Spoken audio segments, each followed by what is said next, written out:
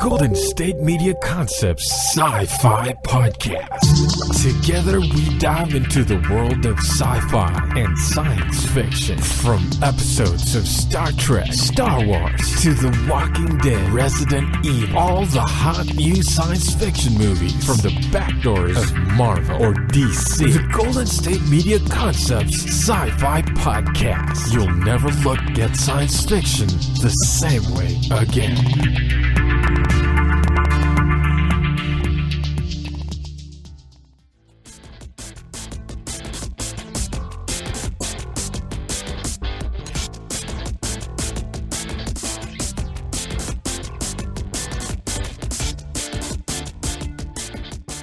Welcome to the GSMC Sci-Fi Podcast with your favorite host, Ryan Holloway.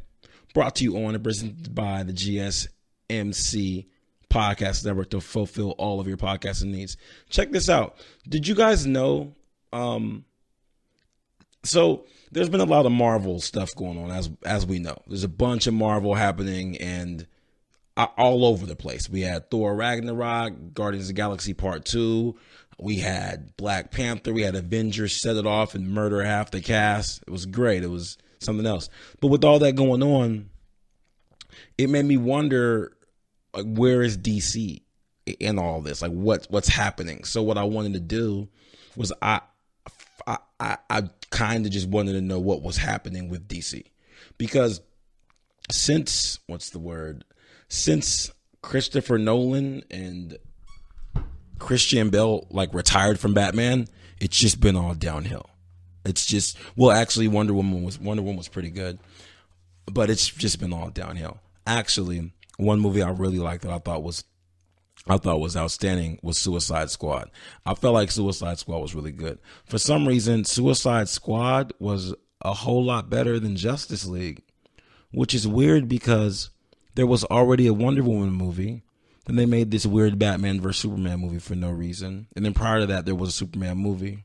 And they still couldn't find a way to make Justice League good. Meanwhile, for Suicide Squad, they just threw everybody together. A brand new Joker, Will Smith was in it. And Suicide Squad was outstanding. Suicide Squad was, it was really good. It was very good. Was that movie rated R? I don't know, but that movie was great. So I wanted to find out what DC had coming up next, because I'd want to know. I was pretty interested in it. Apparently, there's a Wonder Woman 2 coming out, and that Aquaman movie is coming out, and they're gonna do a Suicide Squad 2. I didn't know that. Oh wait, first let me get this Aquaman thing. I don't really know how excited I am for this Aquaman thing, just because it's in December, by the way. I don't know how excited I am by that, because they didn't really sell me a lot of Aquaman in the Justice League movie. He wasn't really around a lot of water, and then when he was out of the water, he could do things. He could fly and stuff, which I don't remember Aquaman being useful on land. But for some reason, Jason Momoa, the actor that played him, was very useful on land. I'm not very excited about that. I can't say that I am. Wonder Woman 2.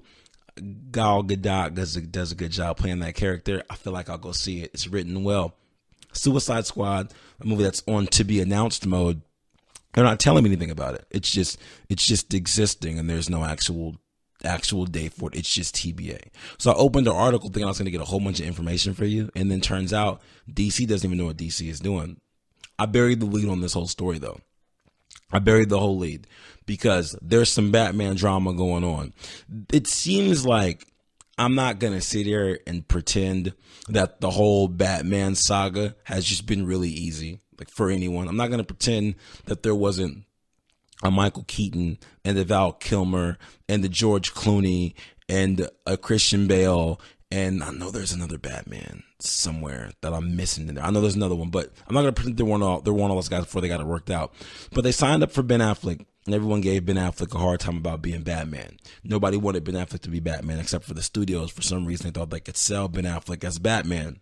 Nobody thought it was a good idea, except for whoever signed Ben Affleck on it. I don't even think that Ben Affleck thought it was a good idea. Surprise, surprise, it didn't do well. Now, from what I gather, apparently Jake Gyllenhaal was going to be Batman if Ben Affleck didn't want to be Batman, which that sounds so Now, I read a couple articles about this. That sounds really passive aggressive and petty, right? When have you ever heard this person's going to take this part if this other person doesn't do it? I could see if they wrote it like in a way where Ben Affleck might be tied up in a different project, so he may not be able to do it. But to say, well, if Ben Affleck doesn't want to do it, then Jake Gyllenhaal's going to do it. Really? If he doesn't want to? That's interesting. Then they interview Jake Gyllenhaal and ask him randomly on the street, hey, Jake Gyllenhaal, are you the new Batman? And he said, quote, that's a difficult question. The answer to that is no. No one knows if he was being condescending or not. If he was being slick, trying to trick people. But I'm not going to say I know Jake Gyllenhaal, because I don't.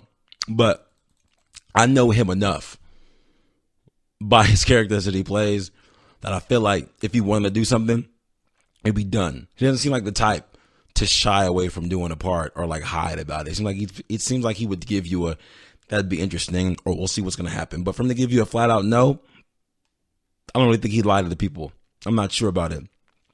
But what I found out that I think is pretty interesting, it's pretty outstanding. They said they're considering having Jon Hamm play Batman, which is probably a really good idea. Because Jon Hamm, the guy from Mad Men, you guys know him, Jon Hamm, the Mad Men guy, Don Draper, that guy, he looks like Batman. He looks like Bruce Wayne. I don't know if it's because of his hair or if it's just because we watched him in the show where he just like wore a suit pretty much. And he's not wearing a suit, but he dressed business professional every day, and he was a ladies' man all the time, except when he was working, and he had late hours at night, so he would work during the day and then go be Don Draper at nighttime, and that's kind of what Batman does. Bruce Wayne during the day, Batman at night. We've already been fed that role by Jon Hamm. So I think he could pull it off. When I heard about it, I was actually pretty excited. But either way, the way this whole Batman thing is going, based on what I've read, it seems like no one knows what's going on. Until Ben Affleck says, I don't want to do it, no one's going to know who the next Batman is going to be. They're writing the script right now, so they don't really have an idea or a direction about where to go. They just know that they want to make another Batman movie. But it sounds like you guys are kind of forcing it. And when you force things like that, they don't really come out very good. It'd be interesting before you even wrote the script to know who was playing the part, though. Obviously, it doesn't work like that all the time. I would just think that if you're making a sequel, you're writing a sequel to a movie, that you may want to know who's in it. I don't build movies. I don't write movies. I haven't written one screenplay in my life. I just think it'd be helpful to know who's going to play Batman. I think so. I don't know. I'm not 100% sure. I have a feeling that DC is going to bounce back. I do have a feeling they're going to bounce back because all the Marvel stuff that's going on within the Marvel universe, I have a feeling that Marvel is going to get a little oversaturated. It's going to get a little oversaturated, and people aren't going to enjoy it as much.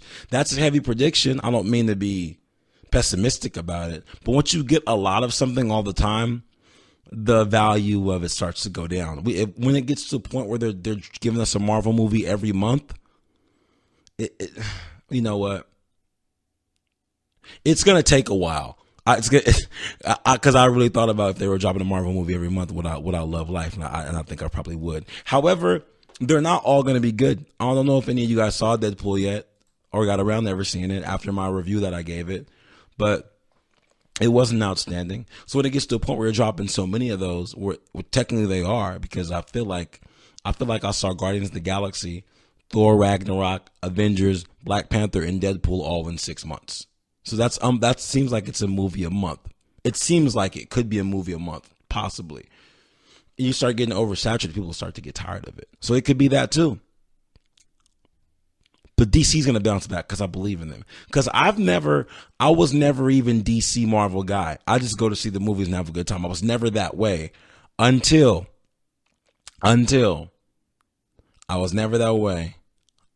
the Batman movie, until they released that Batman Superman movie. And I was like, pooey on DC, pooey.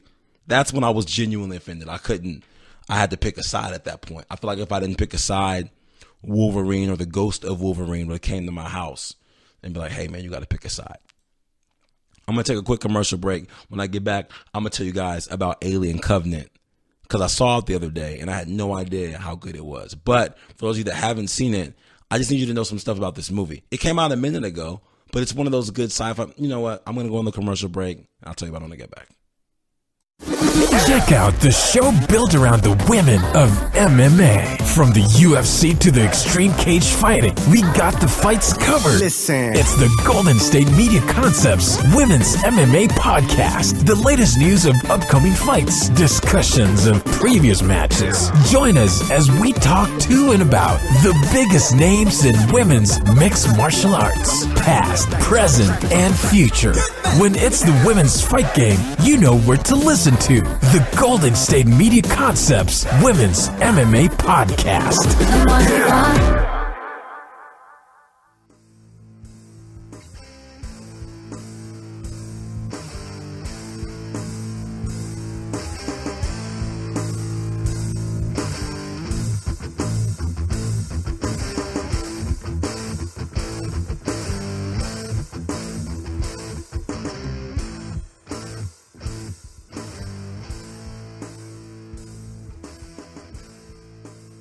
Welcome back to the GSMC Sci-Fi Podcast with your favorite host, Ryan Holloway.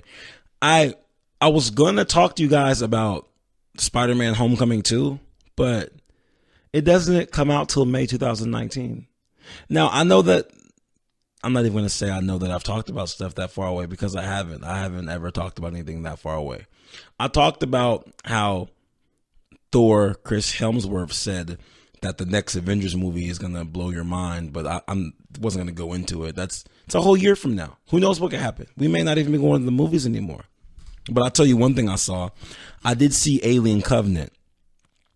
I don't know if you guys saw Prometheus, but Alien Covenant is basically the sequel to Prometheus, which both of these movies are prequels to Alien. Now, I'm not going to go into a thing where I tell you the whole movie, but I have talked to you about artificial intelligence, or AI, or robots taking over the world. Everyone's spoken about this. However, the way this happens on this movie is particularly special, because it gets to a point where they're so far in the future that they bring these robots with them that are basically not even robots anymore. It's AI. It's a human with it's a human with the motherboard inside of it, but they're super real, right? Super real. Basically, what ends up happening is one of the AIs from the other movie gets stranded on this planet, and they draw this ship to come to this other planet with like their AI. The AIs begin talking, and one of the AI is like an older model, and he tells the guy, he's like, hey, the way you speak, it's too free thinking, and they don't want us thinking like that. He's like, yeah, I'm an older model. They give us all this information, but they don't allow us to create. We're not allowed to create, and we can't create life, and that's what's missing for us. Mind you, this AI, this robot, has been on this planet for like probably 10 years from the Prometheus movie. What ends up happening, the AI is switching places, and the bad AI, I guess you'd say, the bad one, he ends up on the ship with the humans and plants one of the aliens in there. That's the beginning of the Alien trilogy. What's interesting is that this AI, the robot, he wants to create so badly that he finds a way to create life, and that's by making these aliens. And some of the humans he crashed with when he was there, some of the humans he crashed with 10 years ago, he harvested these aliens into their bodies, and now these are not his kids, but they're his creations. And that's how the aliens are being created. But I think we talk a lot about, we talk a lot about how AI and robots will build other robots and they'll kill us all. That's been talked about. But to see this happen in a way where the AI himself creates basically this, it's an alien. Like I don't know if you guys have ever seen Alien, but those things are scary. Like, they look like a scorpion, but with massive teeth, and they're ridiculously fast. They can stand up with their hind legs. They just look crazy. It'd be like, imagine if like LeBron was standing on top of a LeBron and he was built like a scorpion and he was super fast. It'd be like that. It'd be like that. I don't know if you could ever picture anything like that because it sounds ridiculous, but yeah, it would be like that. So this robot builds these things because he wants to destroy human life, and he doesn't, and he wants to be able to create. He also feels a way because they're out in space looking for other planets to go somewhere. Humans are out in the space looking for other planets to like inhabit, because the Earth is obviously just going down the toilet.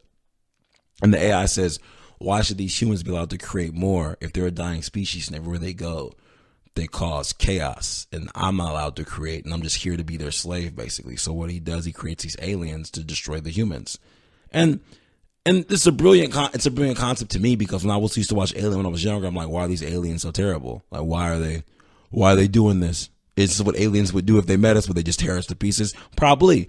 But this AI, this artificial intelligence, he designed these aliens to kill off humans because he wants to like kill off the human species, and he can't procreate because he can't build a robot. But they gave him so much intelligence that he's basically a biologist, because that's what you do when you feed all this information into these robots, into these computers, into Siri and into OK Google, into Alexa. You feed them all this information so they know everything. In fact, there was a situation where a couple, their phone or their Alexa ended up calling a floor store and leaving their whole conversation on the voicemail of the floor store. Why? Something happened during the conversation where Alexa thought her name was said. And because the couple was talking about wood floors, Alexa contacted a flooring store and recorded the whole conversation, left the conversation on the voicemail of the flooring store. What? Yeah. So if we have these speakers that are accidentally ordering us floors or leaving voicemails for things that we didn't even purchase, what's next in 40 years? What could be next? If you get a chance, when I first saw Prometheus, I didn't know it was a prequel to Alien. I had no idea, but I was like, this movie's incredible. Another reason I like it is when the doctor, his last name was Holloway, just like me. But the movie's great.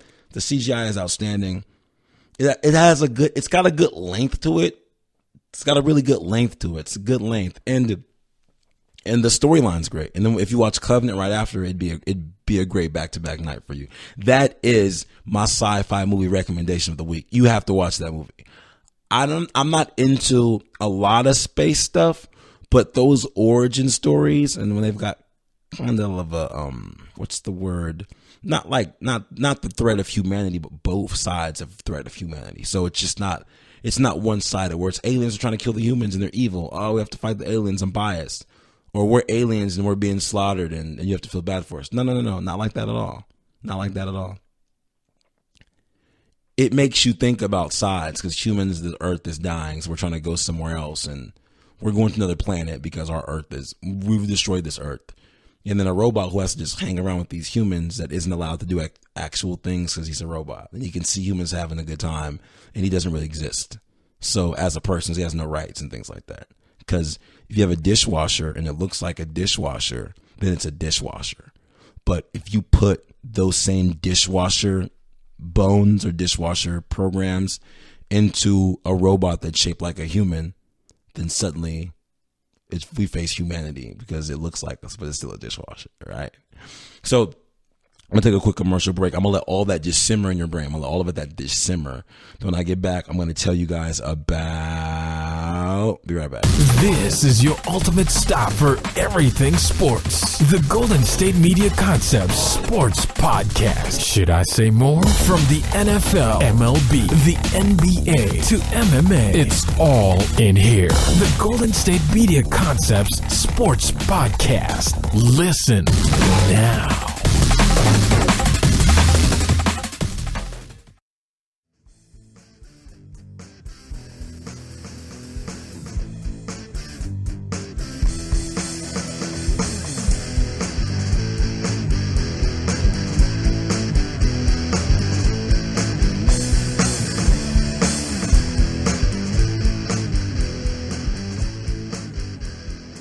Welcome back to the GSMC Sci-Fi Podcast with your favorite host, Ryan Holloway, brought to you by and presented on the GSMC Podcast Network to fulfill all of your podcasting needs.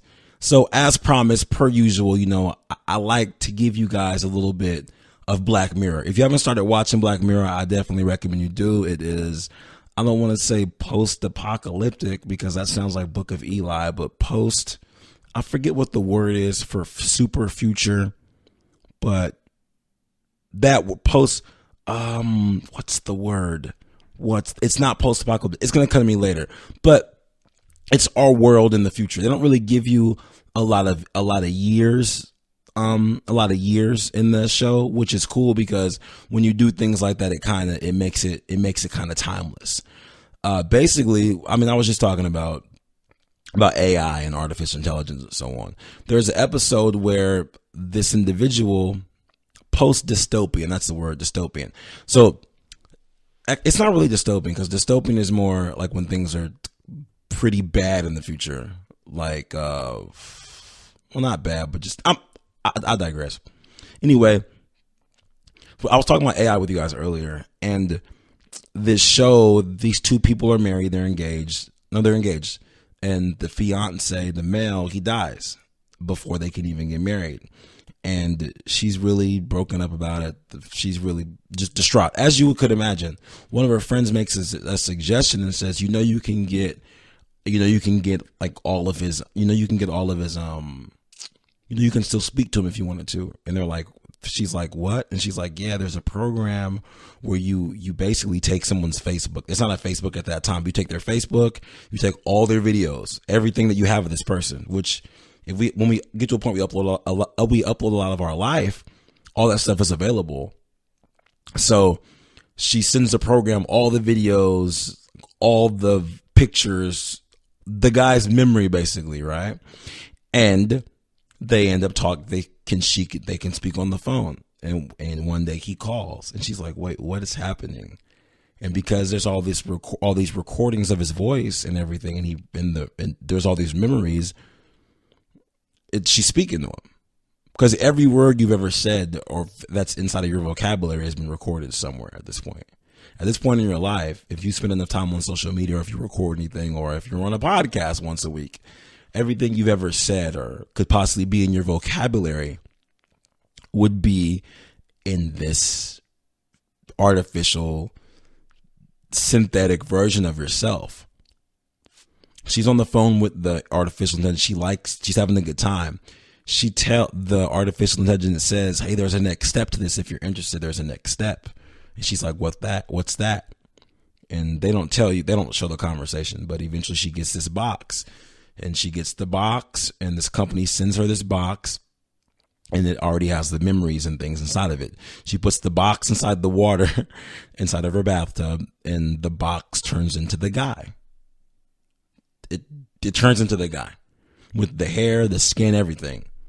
And so at this point, the person is back alive. It's back alive, and she's so used to it that to her it's second nature. So company will come by and she has to hide him, and it gets really weird. It gets to a point where the reason they end up breaking it up, or the reason why it doesn't quite work out, I won't tell you guys the end, but the biggest problem she ends up having is that as much as we may think we want someone, not as much as we may think, I'll say this, as much as we think we want to avoid conflict in our lives, when we don't have someone to disagree with, it makes for boring conversation. So they'll go back and forth, and she may say something like, well, I don't want to talk about it anymore. He'll say, okay, and then just stop. Or she'll be like, get out. And he'll be like, okay. And then he just leaves. And she's like, well, you have to say something back. He's like, no, but I just do what you asked me to do. And it's the weirdest thing to just see all this come to fruition, how you can just bring someone back from the dead because all their memories on the way they look and all their pictures and their ideas. But because it's AI, there's no conflict. Obviously, this is different than the AI I told you guys about earlier. But where do you draw the line at between natural human conflict and then just having something at your disposal whenever you want it? Would you do it if somebody died? Would you put all their memories in some robot and bring them back? And I don't mean like a robot. I mean like real life. This is like a synthetic person that walks around and talks to you and makes you food, and can't really hang out with your friends because your friends think the person's dead. But I don't know, just one of those things. So yeah, check out Black Mirror eventually when you guys get a chance. I appreciate you joining me for another episode of the GSMC Sci-Fi podcast with your favorite host, Ryan Holloway. Live long, prosper, and watch out for bottles. See you next week.